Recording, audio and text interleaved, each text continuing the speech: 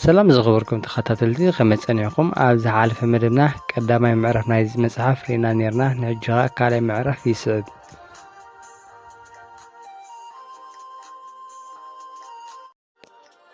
معرف قلت الرأيانا نزي حقوس هيوت حقي غطر خلته على توان تلوى دقاوين حالتات وسيت وشتاو دغمتيو سلزي وشتاو حيلخا عردخا قورو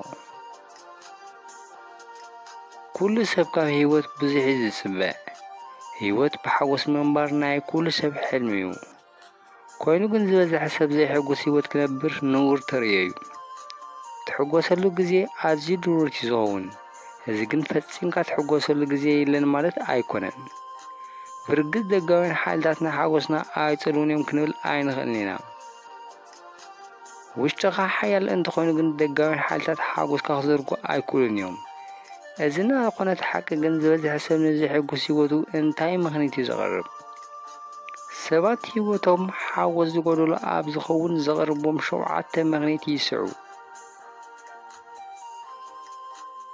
ሓደ ስድራ ቤት ኩሉ ጊዜ ሰባት ስድሮኦም ካብ ሓጎስ ከም ዝዓንቀፍዎም ይዛረቡ እዮም ስድራይ ድኻታት ዘይዕድለኛታት ሰታያት ዝተፋትሑ ጸቢባት ተሓሳስቦም እንተዘይኮኑ ሕጉስ መሆንኩ ነይረ ይብሉ ሓቂ ስድራ ቤታት ደረጃ ዘይብሎም ጸገማት ኣለዎም ግን ዝበዝሑ ክፍትሑ ዝኽእሉ እዮም ወላውን ክፍትሑ ዘይክእሉ እንተኾይኖም ከዓ ማዕረቲ ተንኪፎም ዘለዉ ክጸልዉኻ ከተፍቅድ ኣይግባእን ስለዚ ዝፍትሑን ዘይፍትሑን ጸገማት መምዮም ነቶም ዝፍትሑ ብዓቕሊ ፍትሓዮም ነቶም ዘይፍትሑ ከዓ ተቐበሎም ንስድራኻ ምቋስ ግን ከተቋርጽ ይግባእ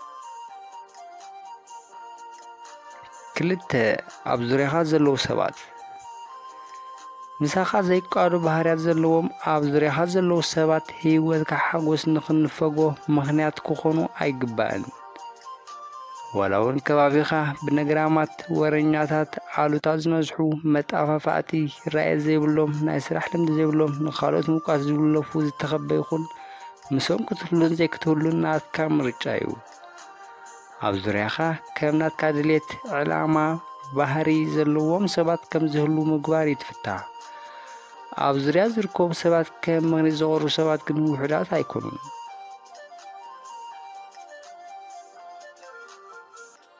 ሰለስተ መጻምዲ ብሰንኪ መጻምዲ ሓጎሰይ ተዘሪጉ ዝብሉ ኣዝዮም ብዙሓት እዮም ስራሕካ ይኹን ካልእ ክፋል ህይወትካ ብናይ ገዛኻ ኩነት ኣእምሮ ይጽለዩ ብዙሕ ሰብ ከዓ ንመጻምዱ ይወቅስ እዩ ሓቂ እዩ ምስ ዕላማኻን ክብረታትካን ትኸይድ ወይ ዝኸይድ ሰብ ምምራት ጽቡቕ እዩ ሕጂ ናይ ምርጫ ጊዜ ሓሊፉ ኣብ ሓደር ኣለኻ ትኾንካ ግን ጸገማትካ ብልዝብ ጥራይ ፍታሕ ንመጻምድኻ ምውቃስ ግን ፍታሕ ኣይኮነን ብውሑዱ ሓላፍነት ሓጎስካ ክትስከም ይግባእ ኣርባዕተ ስራሕ ስራሕ ልሙድ ምኽንያት ናይ ብዙሓት ዘይሕጉስ ህይወት እዩ መወዳእታ ዘይብሉ ወቐሳ ከም ሸንኮለል ዝበዝሖ ኣሰራርሓ ኣበጻጻሕቲ መሳርሕቲ ኣደንቋሪ ኣሰራርሓ መላኺ ሓላፊ ብዙሕ ሰዓታት ስራሕ ውሑድ ኣታዊ ቀሊል ዕዮ ዘይምህላው ዕቤት ምስኣን ውልቀ ናጽነት እናተባህለ ይምረር በቃ እዛ ናይ ስራሕ ጸገመይ እንተትፍትሓለይ እንታይ ዝሃብካ ንኽብሎ ይበሃል እዩ ሓደ ጊዜ እዞም መረራታት ቁኑዓት ኣይኮኑን ምኽንያቱ ከተዕርዮም ዝከኣል ክሳብ ዝኾነ ወይ እውን ስራሕ ክትቅይር ንሱ ጥራይ ዘይኮነ ስራሕ ክፋል ዳኣ እምበር ሙሉእ ህይወትካ ኣይኮነን ስለዚ ክሳብ ትሕጐሰሉ ስራሕ ትረክብ ኣብ ካልእ ክፋል ህይወትካ ሕጉስ ኩን ሓሙሽተ ገንዘብ ሰባት ዝማረሩሉ ቁጽሪ ሓደ ምኽንያት ዘይምህላው እኹል ገንዘብ እዩ ፍርቂ ሚልዮን እንተዝህልወኒ ወይ ዕዳይ ተዝስረ ዘለይ ሕጉስ መሆንኩ ዝብል ምኽንያት ይርከቦ እጸገም ግን እቲ ሕጉሰኒ ትብሎ ዘለኻ ገንዘብ ንዕኡ ምስ ረኸብካ ትሕጐስ ዲኻ ኣይክትሕጐስን ዘይፍለጥ ምዃኑ እዩ ምኽንያቱ ንዕኡ ምስ ረኸብካ መሊስካ ካልእ ዝያዳ ምጥላብካ ስለ ዘይተርፍ እዚ ሎም ረኺብካዮ ዘለኻ እውን ትማሊ ተሓልሞ ወይ ተዝህልወን ትብሎ ዝነበርካ እዩ برجس كلاتنا مسرتاوያን ነገራት የሉና እዮም እዚ ግን ገንዘብ እንኮባብ ሓጎስ ማለትካ ኣይኮነን ሓጎስ ኣብ ውሽጥኻ ብዝፍጠር ስምዒት ይዝመጽእ ብዘለካ ገንዘብ ትዕድጎ ወይ ካልእ ኣይኮነን ሕጽረት ገንዘብ ብዙሕ ነገራውያን ነገራት ካሙናን ይዝገታኣካ እምበር ሓጎስካ ዝዘርግ ኣይኮነን እዚ ዘሎ ሓሻሽ ሕብረተሰብ ነገራት ናይ ምውናን ዝዓርፍ ሕልሚ ኣስሪጽልና እዩ ሓቀኛ ሓጎስ ግን ካብ ውሽጥኻ እምበር ካብ ደገ ኣይምንጩን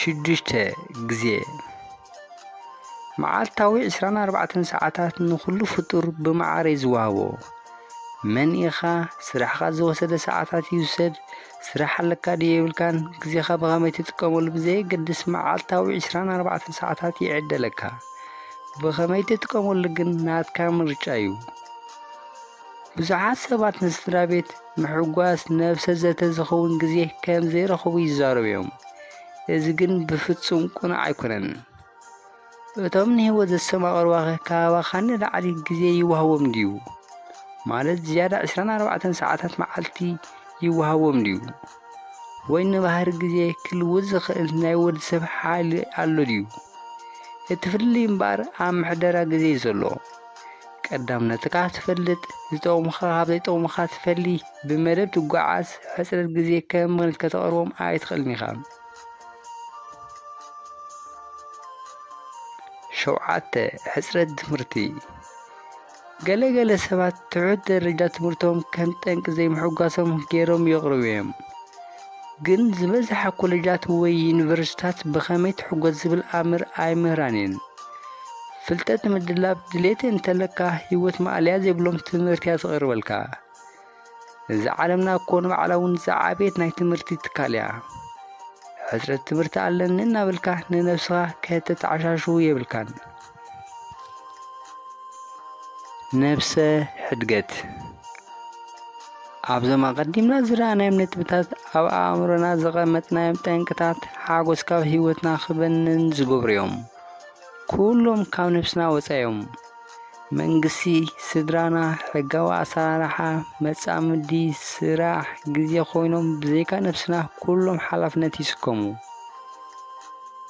እቲ ሓቂ ግን ጠንቂ ዘይምሕጓስካ ንስኻ ጥራይ ኢኻ እዚ ማለት ካልኦት ረቑሒታት ኣይጸልውኻን እዮም ማለት ኣይኮነን ክውስኑኻ ግን ኣይግባእን ንስኻ ወዲ ሰብ ኢኻ መዓልታዊ ህይወትካ ንምቕያር ክትጽዕር ይግባእ ናብዚ ናይ ሎሚ ደረጃ ክትበጽሕ ኣዝዮም ብዙሓት ዘጣዓሱ ጌጋታት ጌርካ ኢኻ ብዙሕ ዝኸውን ሓሊፍካ ኢኻ ንነብስኻ ከምዚ ናበልካ ትወቕሳ ኢኻ ከምዚ እንተዝገብር ከምዚ ኣይምኾንኩን ጌጋታተይ እንተዝእርሞም ነይረ ውፅኢተይ ዝተፈለየ ምኾነ ነይሩ እዎ ብዙሕ ጌጋታትን ፀገማትን እኮ ጌርካ ኢኻ ብዘይ ጌጋ እሞ ህይወት ክትነብራ ይከኣል እዩ ሕጂ እምበር ብኸመይ ክትሕጎስ ከም ዘለካ ጥራይኻ ክትሓስብ ዘለካ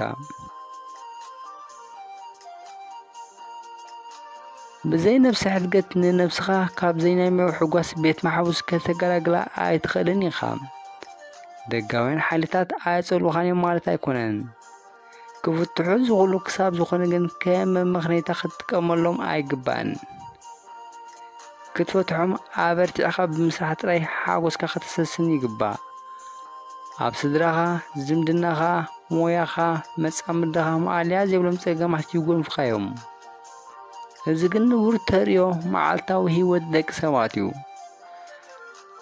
ሓደ ግዜ ይግረም እየ ብዙሓት ሰባት ኣምላኽ ንሓጢኣቶም ሕድገት ክገብረሎም ይጽልዩ ንነብሶም ግን ሕድገት ዝበሃል ዘይገብሩ ካብ ዝኾነ ሕሉፍ ኣበሳ ንነብስኻ ነፃ ግበራ ኣበሳኻ ብተስፋን ሓጎስን ሕጸቦ ስለዚ ኣብ ክንዲ ንኻልኦት እናውቐስካ ምኽኒት ትኹምር ንነብስኻ ሕድገት ግበር ንሕጉስ መጻእኻ ኣማዕዱ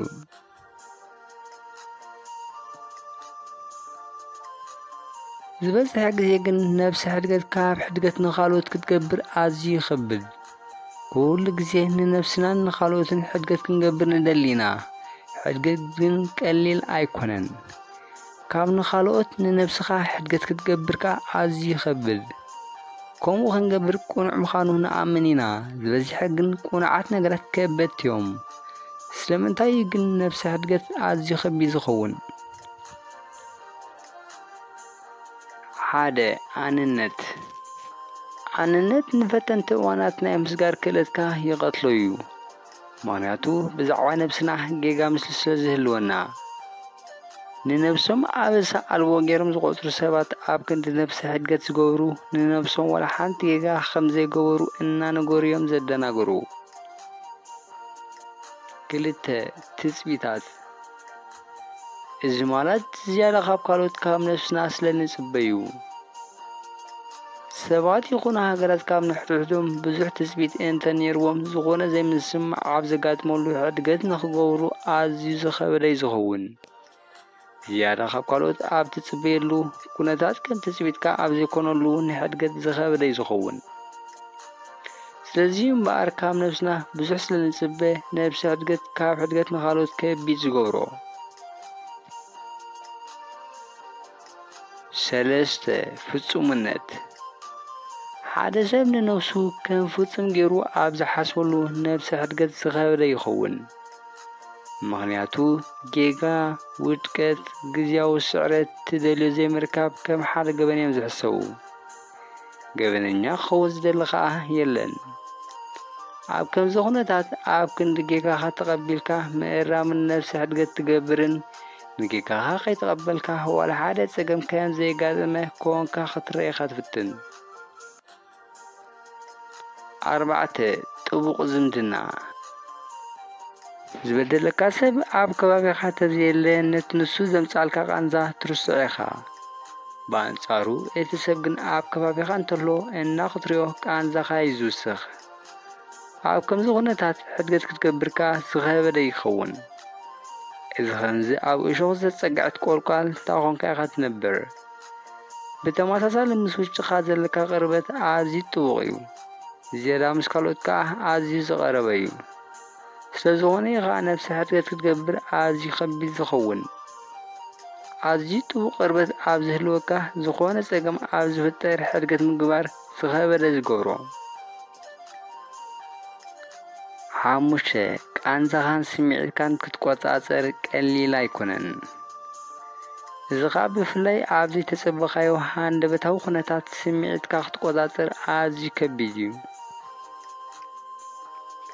6 ቀዳማይ ስግኣት ውሽጣዊ ድኽመትካ ቀዳማይ ስግኣት ናሓጎስካ ኢልካ እንተሓሲብካዮ ኣብ ገዛ ነብስኻ ከቢድ መቕፃዕቲ ኢኻ ትእውጅ።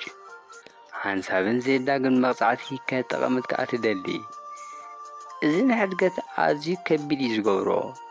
ሕድገት ዘይምግባርካ ካብ ካልኣይ ግዜ ከምኡ ጌጋ ክትገብር መግትኢ ኢኻ ትጥቀመሉ። እዞም ዝረኣናዮም ነጥብታት ነብሲ ሕድገት ከይንገብር ካብ ዝጎትኡና ረቑሒታት እዮም። እዞም ዝስዕቡ ነጥብታት ከዓ ኣረኣእያና ብምቕያር ነብሲ ሕድገት ክንገብር ይሕግዙና።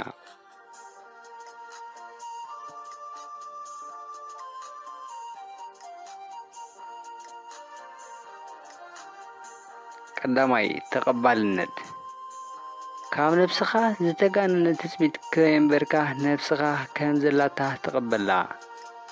2 ዝሓሸ ሰብ ኮንካ ክትቀርብ ፃዕር ኣብ ክንዲ ጌጋታትካ ንነብስኻ ትኹንን ነብስኻ ኣብ መጻኢ ዝሓሸት ንኽትከውን ኣቐዲምካ ተዳሉን ንዳግመ ስራሕ ተበገስን።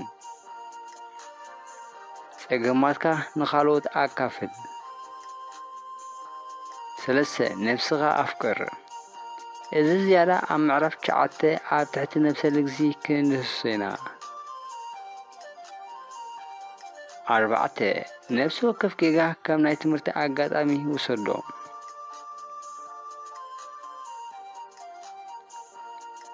ሕጉሳት ዲና ኣይኮናን ንፈልጠሉ መንገድታት ሓደ ሰብ ኩሉ ግዜ ፍሽኽታ ዘዘውትር መንፈሱ ህዱእ ሓላፍነት ዝስከም ኣብ ቃላቱ ኣመስጋኒ ምስ ሰባት ኣወንታዊ ዝምድና ዘለዎ ሕጉስ ክበሃል ዶ ይኽእል? ብዙሓት ሰባት ነብሶም ይኹኑ ንኻልኦት ሕጉሳት ከም ዝኾኑ ይነግሩ እዮም፣ ግን ዘይክኾኑኻ ይኽእሉ እዮም። ንኻልኦት ሰባት ሕጉስ ከተምስል ተዘውትሮ ፍሽኽታ ተወሳኢ እዩ። ንገሌና ሕጉሳት ዲና ኣይኮናን ምፍላጥ እውን ብጣዕሚ የሸግረና እዩ። قرينا زي حقوسات كلنا حقوسات كوني يسمعنا حقوس من النفس حقوسه ويكون كن إن بالكا زفلت أيكونن ناتو نصر زغنا ملكت ألو الجمبار حقوسات دينا أيكوننا نفلتو المنجرتات كنري قداماي نايكالوت عاوتن حقوسن يحرق كادو نايكالوت عاوتن حقوسن عخا ألتاو سمع زفترلكا انت خوينو حقوس كم زي كون كافلت كالو سبات كعوتو كشلومو كحقوس ريقا كجدو يمتاكا ويتحرق ازن تقومو زي حقوس مخانكا فلت كلت هيوتكا بتواسو زتملديا حقوس مالت كالو سبات نسخا انتاي عين سبت كوني دولي خارسيخا وشخا بزعمنو المنقدي منبار مالتيو كالوت بزعوا زمدنا زربا سراح اكايدا اكرادنا انتاي حاسويلكا محساب ملك زي حقوس هيوتيو نخالوت نممساتن عارسة كونكا نخطرين تسرحو كله تواسويو الزخا ملكني حالة ميزانو زي حلوه هيوتيو سلسته معالتاو لعلا 3 ساعات محبرة مرخبيتات مدفع معالتاو لعلا 3 ساعات محبرة مرخبيتات مدفع ملك زي حقوس هيوتيو إذا بزيكا أبتناي سراح كزيخا بسراح مس محبرة مرخبيتات تأساسرويو إذا مالت زي حقوس لزخونكا أيكون كان كندو جزي محبرة مرخبيتات تتفزلخا كندو جزي أو مدفع خاجن زي حقوس يزقبركا 4 بسرعة منقسقاس تزوتر دو كساب 3 جزي أبسومون منقسقاس زي تزوتر انت خونكا حادباتا حقوس قولي لكا خمزولو فلت 5 قلتوف مكيار كونت أمرو حقنيا حقوس كا وش أورقات يزمت وش أورقات كا سقات مخاطر قمت بزي قدس زي جرق سلام مونانيو أبجاف حقوس أنحخا كيدونغ خانا بحارزة تكز ويكازي حقوس كونت سقاقر انت خونكا ملكني حارزي حقوس يوتيو بغطال آزي قلتوف مكيار كونت أمرو من تبرق ملكني زي حقنيا حقوسيو أبدست زلو ماي ولا بزيتك محاوي كموغن كيس أنحخ زحلني غليو أوك أنا زلو ماي جن كومو أيكونن 6 زي تجبطو دليتات تدلو سراح كنزي رخبكايو آلولو كتبصحو تدلو بوتا كنزي بسحخايو آلولو أبزريخا خلو تدلو بسبات كنزي رخبكايو آلولو يتملسي قوة تقوينو حجون قنا زي تملس الدليت كم زلكا فلت 7 ولفتات زبزحو زي حقوسات سبات نزلوهم كانزا بولفتات كفوس يمزفتنو نسخاغ كاولفتات نصاريغا 8 كاب سبات تقلل ليغا زبزحو زي حقوسات سبات كاب كالو سبات مقلال يمزمرسو 9 عاب حلوف ليغا تنبر زي حقوسات سبات كله جزي بزعب حلوف متراخ يمزفتو زبزح شفن علالهم تاريخيو مغنياتو نايلومي زنايتوم زي حقوسهم هيوتي نوري اللون سلامنتاي منكن آبيدوم زلالومي زي السماغرو مغنياتو بلومي عقوبات ايكونن لوم حقوس انتقوينو ناي حلوف تبوق تذكرتات كمتو اللوم حماق عدل كوينو قنزا حلفو تبوق كونتات نايلومي ويتصبح حقوس كمتو زي كولو مغانوميو تاريخ آب حجي حقوس هاي فترنيو تاريخ كان فلتت كتمهارون كان زانتا خطروغن تزي كوينو آب حجي حقوس اي فترن بزعوا حلف حماق تذكري زلوهم كل جزي خاف بزقبرومن بزنبرومن زي قبرومن يتعسو إذا خا نلو حقوسهم ماليسي الزرق 10 عمساي كتحقوس ديها تحسب تمرتي مسوداخو مستمرعخو سراح مجمركو قولعا مسرخبكو حقوس ديها تبل إذا مسقرناي علت حقوس كان مساي بوانقا انجليز هيدونيك تريد بيليز بال إذا خا ملك زي حقوس هيوتيو ሕጉሳት ሰባት ሓጎሶም ምስ ዓወት ሽልማት ዕማም ኣይተሓዝውን እዮም። ካብዞም ኣብ ቀዲምና ዝጠቐስናዮም 10 ነጥብታት ሓደ ወይ ልዕሊኡ እንተለካ ኮይኑ ብርግጽ እዛ መጽሓፍ ተገድሰካ እያ።